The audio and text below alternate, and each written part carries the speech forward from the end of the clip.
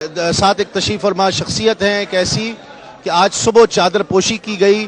حضور بابا صاحب کیا منظر ہوگا، وہ کیا جلوہ ہوگا کہ جب حضور بابا فرید الدین مسعود گنجشکر کے مرشد کے یہاں سے آئی ہوئی ایک چادر، خواجہ غریب نواز کی بارگاہ سے آئی ہوئی چادر، وہاں کے جو سجادہ نشین ہیں حضور قبلہ پیر سید بلال چشتی صاحب دامت برکاتہم العالیہ، یہ وہاں سے لائے. اور وہ قابل رشک منظر تھا کہ جب آج صبح یہاں پر چادر پوشی کی گئی. وہ ایک بہت ہی خوبصورت قسم کی چادر 35-40 کلو کی، تقریباً اتنی ہوگی، 35-40 کلو کی چادر حضور قبلہ پیر سید بلال چشتی صاحب لے کر آئے ہیں. اور میرا یہ ان سے وعدہ بھی تھا جب میں نے چادر دیکھی، اور میں وہ وعدہ بھی وفا کر رہا ہوں. اور یہ سمجھ لیں مجھ پر قرض تھا کہ میں یہ ذکر کروں کہ چادر چڑھائی جاتی ہے، اور اس کی نسبت یوں بھی بڑھ جاتی ہے کہ یہ حضور بابا صاحب کے مرشد کے یہاں سے آتی ہے.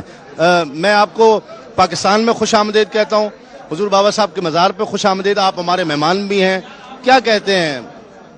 بسم اللہ الرحمن الرحیم. عاشقان رسول، محبان غریب نواز، عقید بندان بابا فرید گنجشکر رحمۃ اللہ علیہ. غریب نواز کا وہ آستانہ ہے جہاں ہر مذہب و ملت کا آدمی آج بھی بارگاہ غریب نواز میں حاضر ہوتا ہے.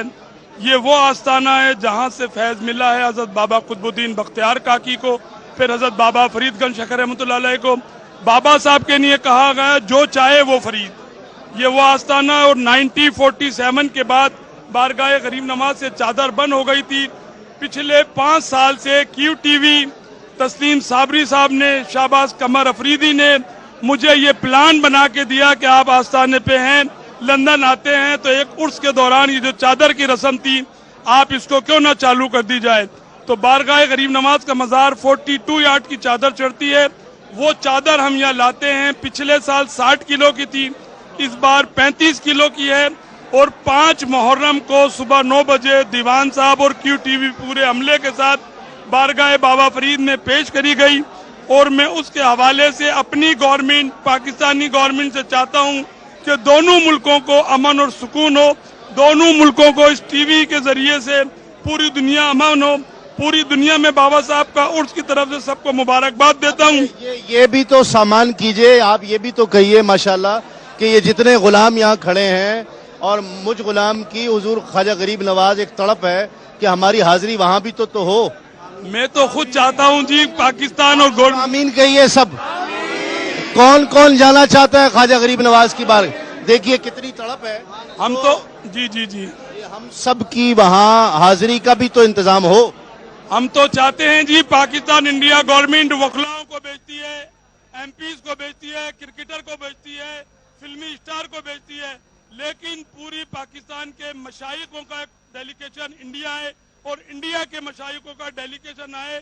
صوفی جب ایک دوسرے کے ملک میں جائیں گے، ان کے فالوور، ان کے ماننے والے ایک دوسرے سے محبت پیدا ہوگی. اگر یورپ ایک ہو سکتا ہے، جرمنی ایک ہو سکتی ہے، تو انڈیا پاکستان میں ہمارا کلچر، رہن سہن سب کچھ ہے. میں چاہتا ہوں پوری کی ٹی وی کے ذریعے یہ میسج پہنچے، اور کی ٹی وی پوری دنیا میں صوفیوں پہ جو کام کر رہے ہیں اس کے پوری ٹی وی کے سبھی لوگوں کو مبارکباد دیتا ہوں، بالخصوص تسلیم صابری صاحب کو.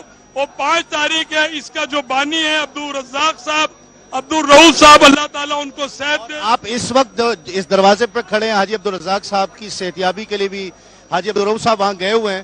آپ دعا کیجئے، سب آمین کہیے گا کہ وہ ان کو لے کر آئیں واپس صحت کے ساتھ. باراللہ اپنے حبیب کے صدقے میں حضرت بابا فرید گنجشکر رحمۃ اللہ علیہ کے بالخصوصاً جو بیمار ہیں ان کو شفائے کاملہ عطا فرمائے. جن کے جو تمنا لے کے ان کے جائز مقاصدوں میں کامیابی عطا ہو. جو بے اولاد ہے ان کو اولاد صالح عطا فرمائے. جو بیمار ہیں ان کو شفائے کاملہ عطا فرمائے. جن گھروں میں سکون ہے سکون عطا فرمائے.